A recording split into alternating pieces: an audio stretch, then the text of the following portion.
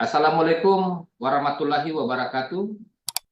Selamat siang, salam sejahtera bagi kita semua. Yang terhormat Bapak Ibu peserta Zoom rapat kita pada siang hari ini. Recording in progress. Kami ucapkan terima kasih sudah berpartisipasi. Perkenalkan, nama saya Fernando Siagian. Saya sebagai Kasubdit Perencanaan Anggaran Daerah Wilayah 1, Wilayah Sumatera. Bersama saya di sini hadir juga tim dari Direktorat Jenderal Bina Keuangan Daerah, Direktorat Anggaran, ada Pak Adi Pradana, ada Bu Salia, ada Pak Aldi, ada Bu Aida ya, ada Pak Handi juga. Rapat kita atau diskusi kita hari ini sebenarnya singkat padat aja. Ini terkait dengan pertanyaan-pertanyaan daerah terkait dengan pasca terbitnya surat edaran Mendagri ya terkait dengan P3K ya. Nah, prinsipnya kalau terkait substansi bagaimana P3K itu kami serahkan kepada Kemenpan RB ya. Bagaimana teknisnya, yang tidak lolos bagaimana, yang lolos bagaimana, yang lolos.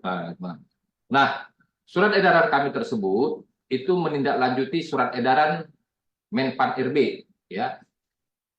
Menpan RB ya, di mana kita harapkan ini selaras dengan kebijakan umum atau kebijakan yang ada di dalam Permendagri 15 tahun 2024 tentang pedoman umum penyusunan APBD.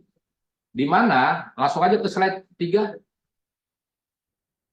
dikatakan bahwa, langsung ke slide 3 ya, dikatakan bahwa di diktum pertama bahwa pegawai pemerintah dengan perjanjian kerja atau P3K paruh waktu adalah pegawai ASN yang diangkat berdasarkan perjanjian kerja dan diberikan upah sesuai dengan ketersediaan anggaran instansi pemerintah. Dengan demikian, bagi P3K paruh waktu tetap diangkat sesuai dengan arahan Presiden kemarin yang disampaikan kepada Menteri Dalam Negeri dan Menteri Keuangan bahwa tidak ada pemberhentian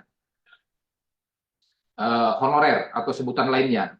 Semua tetap lanjut ya, dan di 2025 sudah tidak ada lagi istilah non ASN dengan mau honorer, mau THL, mau sebutan lainnya, tidak ada. Semua hanya P3K dan P3K paruh waktu. Nah, jadi bagannya atau definisinya kurang lebih ASN itu dibagi dua, satu PNS, satu P3K. Nah, P3K paruh waktu, P3K dibagi dua, satu P3K, satu lagi P3K paruh waktu.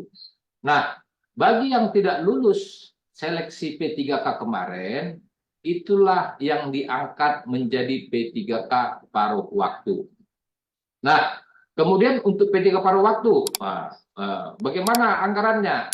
Tetap dianggarkan. Ada kemarin daerah yang belum sempat menganggarkan atau tidak menganggarkan, kita minta tetap dianggarkan. Kalau sudah terlanjur Pak, tidak dianggarkan, bagaimana Pak? Nah, kalau sudah terlanjur, dicari anggarannya. Bisa diambil BTT atau dari pergeseran anggaran lainnya. Nah, jabatan-jabatan yang ada adalah sesuai dengan diktum ketiga, guru, tenaga pendidikan, tenaga kesehatan, tenaga teknis, pengelola umum operasional, operator layanan operasional, pengelola layanan operasional, dan penata layanan operasional. Nah, pertanyaannya, Pak, ini Pak kode rekeningnya sudah ada belum? Nah, ini sudah kami terbitkan kode rekeningnya.